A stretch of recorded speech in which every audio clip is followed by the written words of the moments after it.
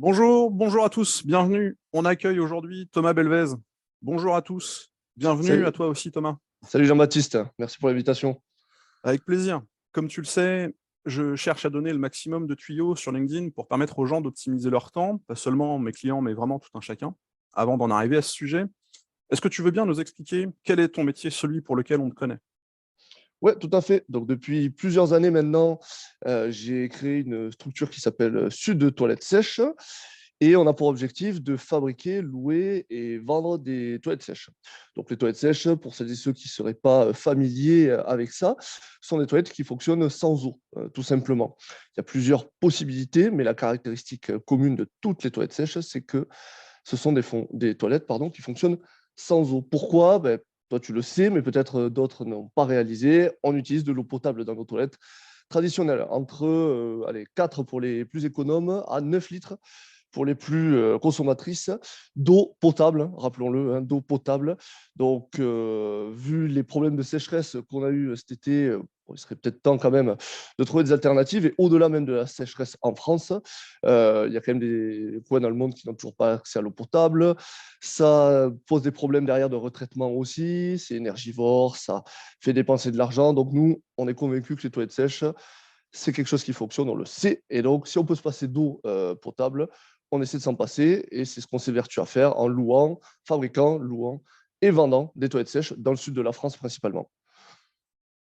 Ok, entendu. Bon, merci pour ces précisions. Est-ce que ce métier est très vaste, j'imagine, Ouais, très te complet, ouais. laisse, te laisse le temps pour vivre des passions qui ont peut-être pas de rapport avec ce métier, justement? Ouais, tout à fait. Donc, moi, j'ai quand même fait 4 ans d'études en STAPS. Donc, le sport, c'est quand même quelque chose Ouais. d'important. J'ai bifurqué sur ça, mais j'ai toujours gardé cette accroche avec le sport. Et donc, il y a toujours la pratique sportive. Bon, là, en l'occurrence, le basket, mais ça aurait pu être une autre pratique. Mais c'est toujours quelque chose d'important pour souffler, couper, parce que c'est important de couper. Bon, tu sais de quoi je parle, hein. Mais c'est important de couper pour pouvoir justement recharger les batteries et se remettre à fond après derrière sur le boulot, quoi. Ok. Bon. Petite transition toute trouvée, justement, pour faire le lien entre les deux. Quel serait ton secret ou ta méthode pour bien gérer ton temps, pour vivre autant de cette passion, le basket, tu disais, sans délaisser ton métier et puis les autres obligations qu'il peut y avoir derrière? Surtout que j'imagine que dans ce métier, il y a une notion de saisonnalité. Tu vas pas louer des toilettes sèches de la même manière en été qu'en hiver. Donc, il y a aussi peut-être un enjeu là-dedans. Qu'est-ce que tu pourrais en dire? Exactement, ouais. Ouais, ouais, c'est exactement ça. On a de grosses périodes, notamment avec la location, tu l'as dit, où l'été, on est extrêmement sollicité.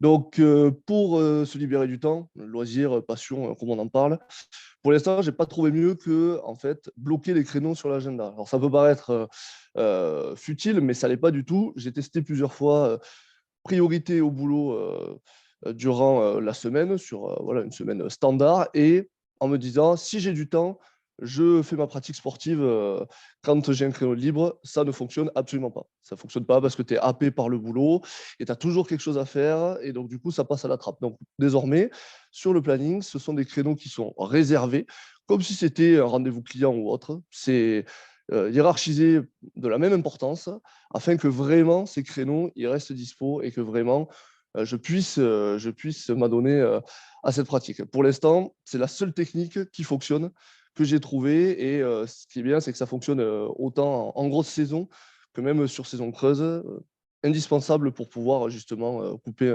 avec le boulot. Ouais. Même en saison creuse, on se fait vite rattraper. Ouais, tout à fait. Bah, tu sais ce que c'est, il y a toujours du travail, hein. Il y a toujours du travail. Super. Thomas, merci de ta visite parmi nous. Merci pour ces éléments qui vont nous permettre d'alimenter notre réflexion. Plein Merci de à bonnes toi, choses pour la Jean-Baptiste. suite et à bientôt, j'espère. À bientôt, merci beaucoup.